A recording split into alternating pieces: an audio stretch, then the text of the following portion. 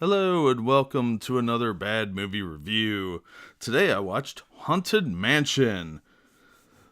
The 2003 Eddie Murphy film runs about 90 minutes, a little under that, and it's rated PG. The PG rating is mostly due to a few fright issues, spooky ghosts, and some zombies. And I think there's a couple of words like crap and hell that might be offensive to some people. Let's get right into it. The plot is Gracie Mansion is haunted by Mr. Gracie and his assorted help. And they've been looking for Elizabeth, and they mistake Mrs. Sarah Evers, Eddie Murphy's character's wife. He plays Jim Evers. They're realtors, and they get lured to the mansion. And obviously, Mr. Gracie wants to marry this woman who he thinks is his former love, and they have to solve the mystery of what really happened to her in order to escape the mansion alive and intact.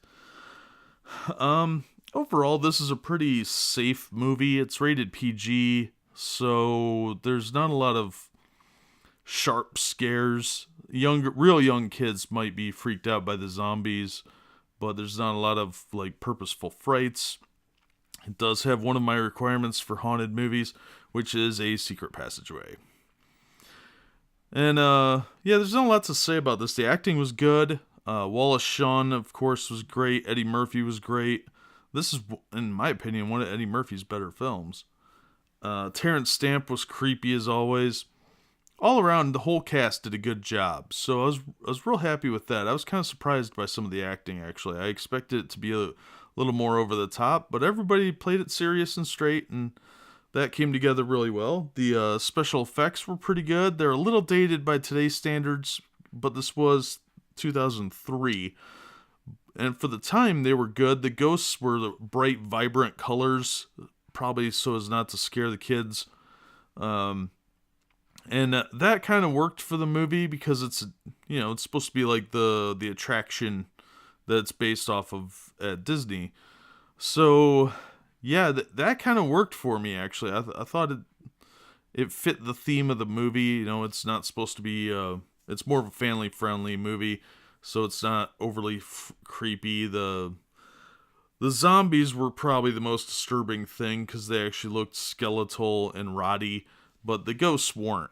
And there were quite a few ghosts. The most notable dating of the special effects was with the singing bus, the barbershop quartet. They looked pretty dated by today's standards.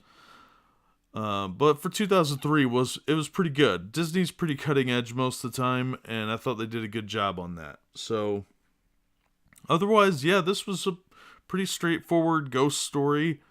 It's got a saccharine ending like you'd expect from Disney. Nothing overly disturbing. Not nearly as creepy as Watcher in the Woods or anything like that. So, pretty safe to watch with the kids. A good family film. The kids were fairly involved. It's mostly focuses on Eddie Murphy's character, but the kids do their part too.